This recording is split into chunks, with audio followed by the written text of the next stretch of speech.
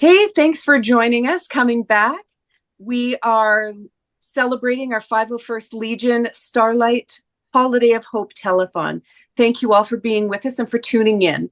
And we are raising funds for the amazing Starlight Children's Foundation. This panel is celebrating the amazing, powerful women that you have seen recently in Star Wars and from Star Trek to Marvel to DC, and of course to our Star Wars universe. We are celebrating these lovely, impactful women.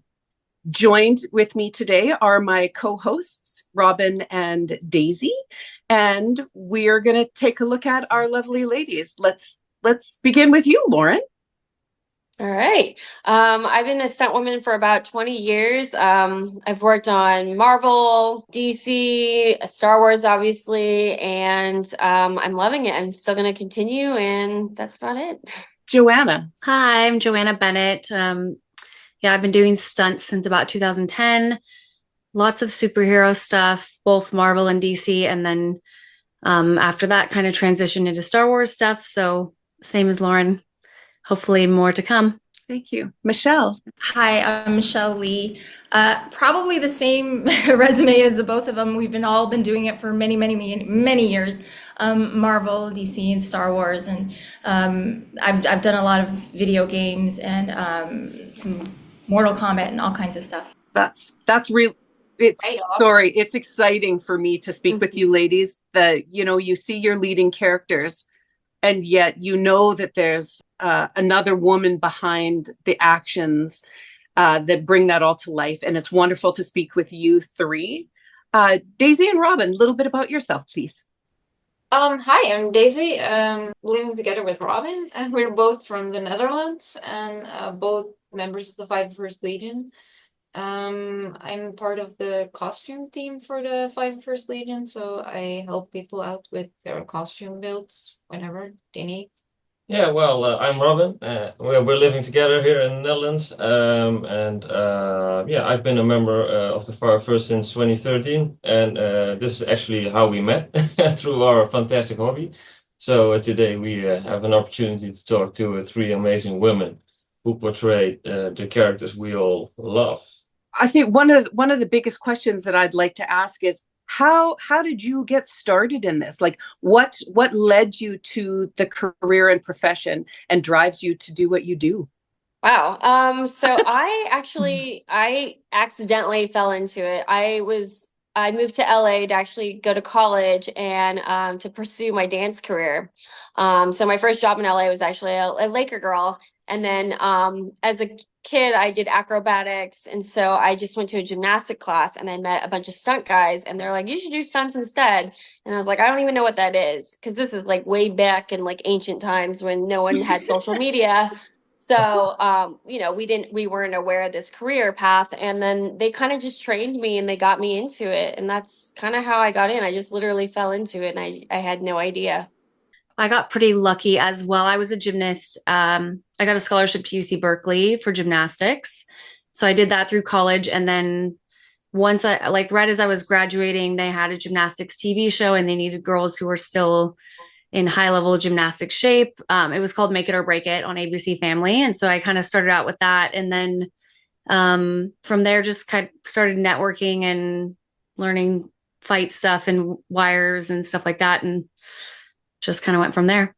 I remember I met Lauren when I feel like when you were just done being a Laker girl or you were still, I can't remember. We were both so young and I met her way back when. So I remember that. I remember it's so funny to think about that. But I grew up in LA. So I had headshots when I was 6 years old. I mean, like everybody just had headshots, And I think I started off as an actor because I had like this anxiety problem, and my mom was like, "There's something wrong with you. Just do this thing." And so I went to acting class, and then I fell in love with martial arts. And then one day I kind of was just training in school, and someone came in and was like, "Hey, do you want to audition for a fight scene for Pirates of the Caribbean?" And I was like, "Yes, I don't know." And then so I auditioned and I booked it, and that was my first stunt job. And so that's kind of how I got into it, because I started off and I lived in LA as an actor, so I'd been acting and auditioning. very failing horribly, by the way. Aw. I couldn't get an audition to save my life, and when I got one, I never booked it. It was very hard. And then you ended up on Pirates of the Caribbean. And then I ended up on Pirates of the Caribbean, and I was like, "Oh my God, this is huge." I was like, Yeah. what is this? I can't believe I'm working a huge movie and and doing a cool fight scene and yeah, and I booked it through the audition, which never happens. And I actually submitted for it and I didn't get it, and I was so sad. Oh, really? Yeah. Oh my God. And then that's part of Hollywood. You just have a lot of rejection. Oh, a lot. Yeah, a lot. A lot. Yep. Well, and how do you survive that? Like, I mean, I think there just comes to be so much rejection that you kind of you can't take it personally. You're like, well, that person is better for the job, I guess, you know?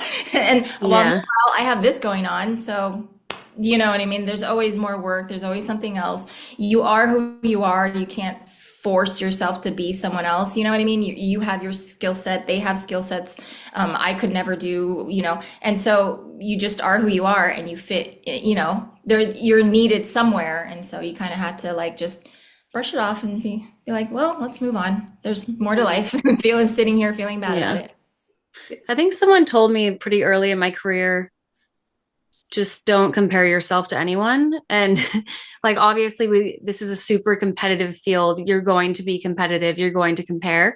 But the reality is sometimes you can even be the best person for the job and you don't get it because there's so many factors. And I think once I started kind of just going with being my own competition and not worrying about who is booking this or whatever, that kind of seemed to help me. well, you all portray some very strong women. Yes. And Yeah. it must be super exciting. Like, is it exciting? Like when you're doing these things or someone says, hey, you got this part for this thing, or you're like, what? Or is it, oh yeah, that's good, that's great. I mean, I think there's a little bit of like inside, oh my God, you know, and then you kind of play it cool and you're like, oh, cool, thanks. That's I appreciate that. But Yeah. can I ask, what's your favorite stunt that you've ever done that you're most proud of? It's a tough one. That's I know. I love this question. I think for me, I really like doing, I did the motion capture for Ahsoka for Clone Wars. And the reason why I like that one that was so memorable for me is because I actually got to make up the choreo with Ray Park. And so as a performer, we don't usually get to make up our own choreo. Usually there's a fight coordinator, stunt coordinator that oversees everything. And so Dave Filoni gave us like the full reins to just make it up. So that for me was pretty memorable. Yeah, there was a really, really cool behind the scenes video of that on YouTube that I loved that because these are two iconic characters and the choreography just knocked it out of the park for me because Oh, it's thank you. so realistic. So that's a great job. Thank you. And Joanna, how about you? I think so. The character that I played on Boba Fett, the Tusken character, I think that was one of my favorites, just because usually I'm almost always doubling someone, and I'm almost always doing what I need to do for my job, but also catering to the actress's wants and needs for the character. And for me to be able to kind of take full control of the way she walks and the way she moves and just the subtleties of, head movements and stuff like that, that was really exciting for me. And then on top of it, I think it was a fun action sequence as well. So that And was cool definitely, costume. and what, sorry? And a really cool costume. Yes, and a cool costume. Very cool, yes. So And that was Michelle, for what's I would have to. I mean, I loved the fight with Anakin on the World Between Worlds. That one was because it was Anakin and because he's so iconic.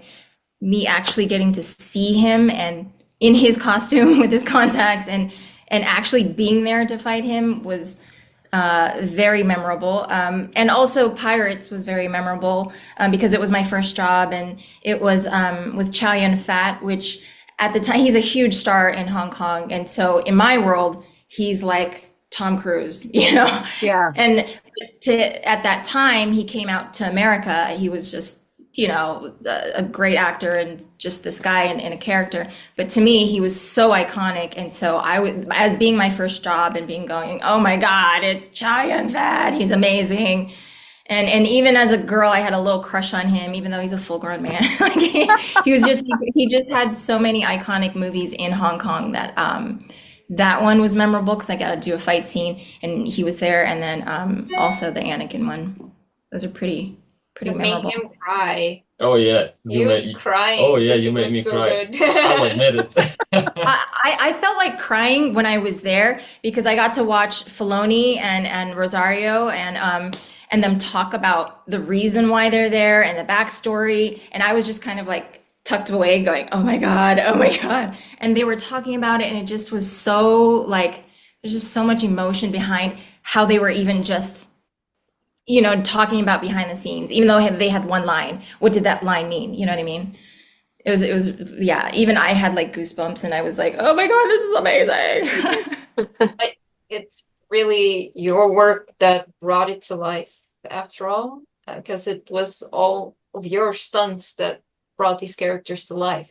And Thank you. I mean, it was awesome.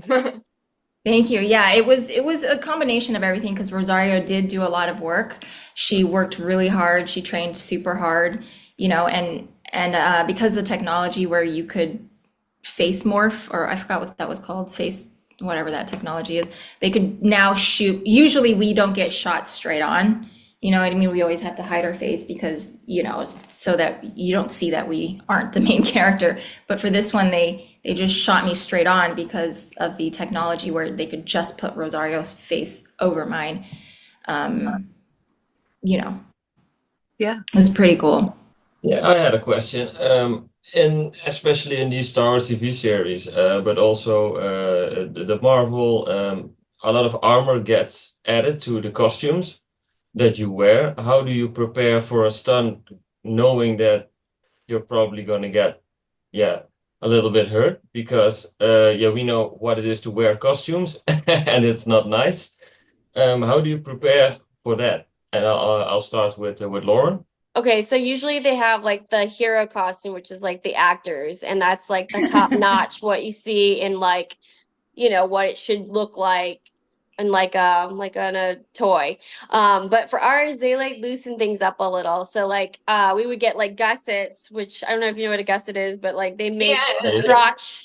the crotch a little lower so we could kick and not split the pants. You know, we get more comfortable shoes. So they do try to accommodate us. And funny story, I actually was the Miss Marvel double, and one of the scenes was that she fantasized that she was Captain Marvel, and I got to actually wear Joanna's costume. Oh, how funny.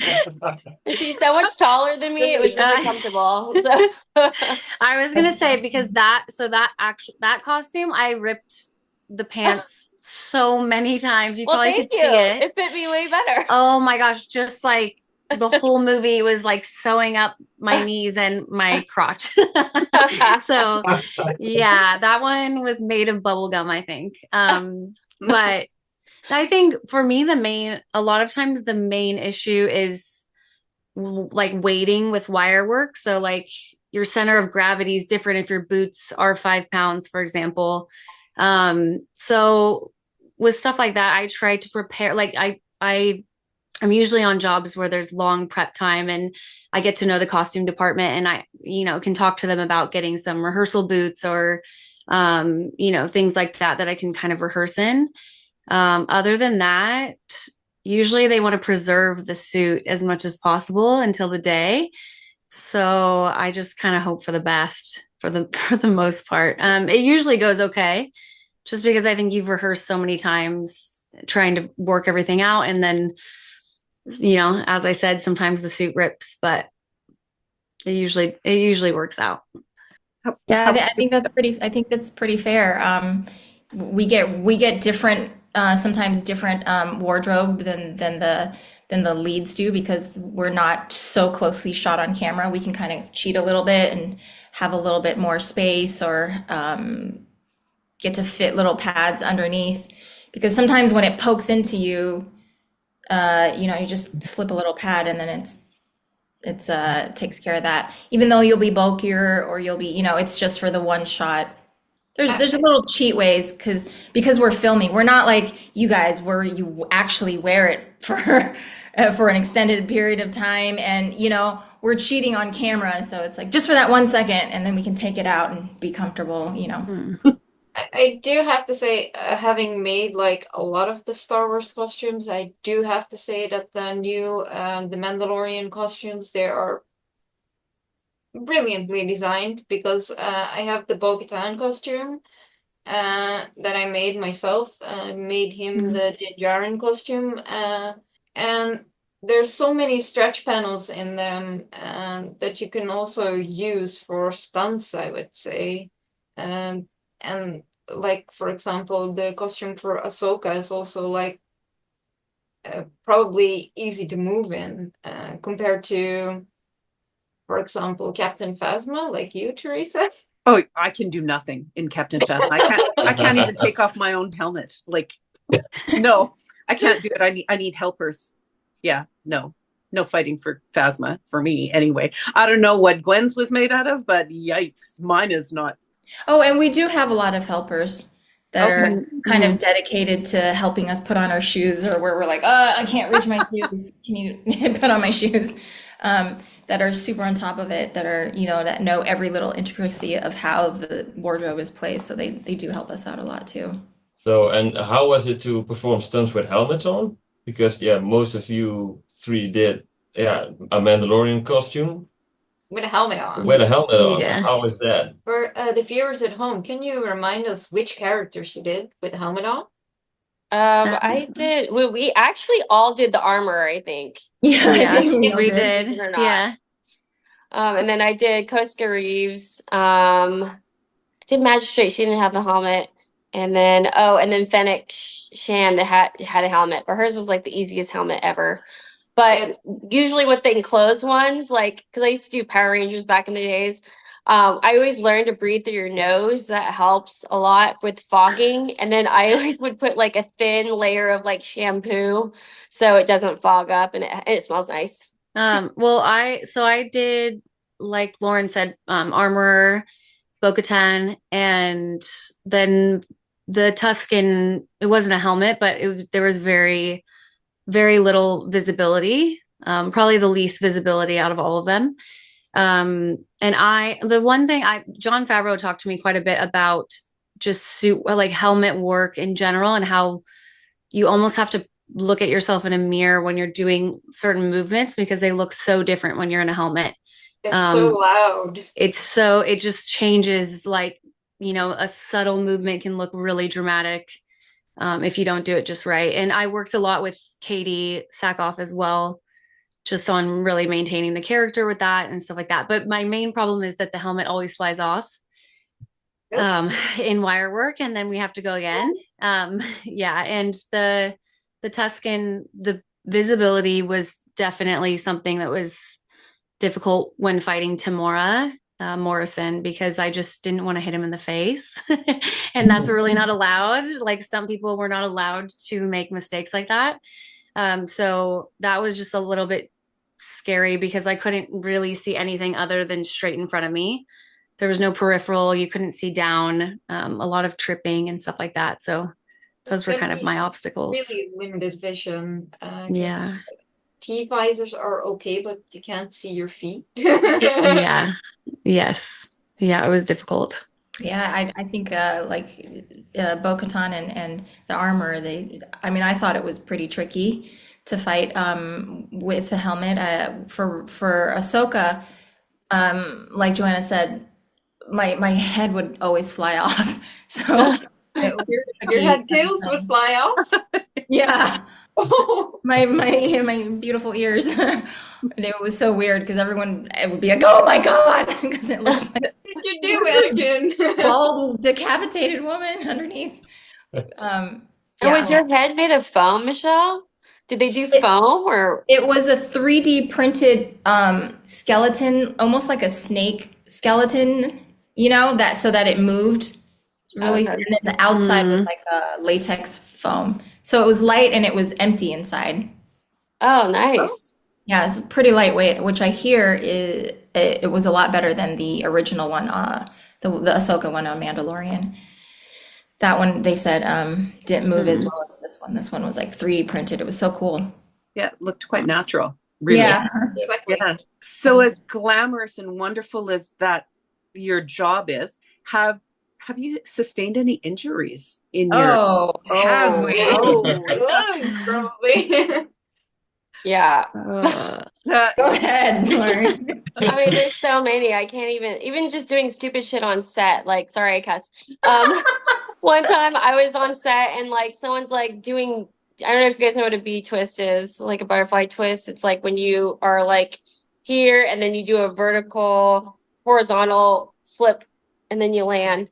And I'm like, at the time I could do them like easily. And then one of the stunt guys was like, "Oh, can you do that?" Because like one of the younger stunt guys were doing them in the middle of the night in the streets. And I'm like, "Yeah, I could do that."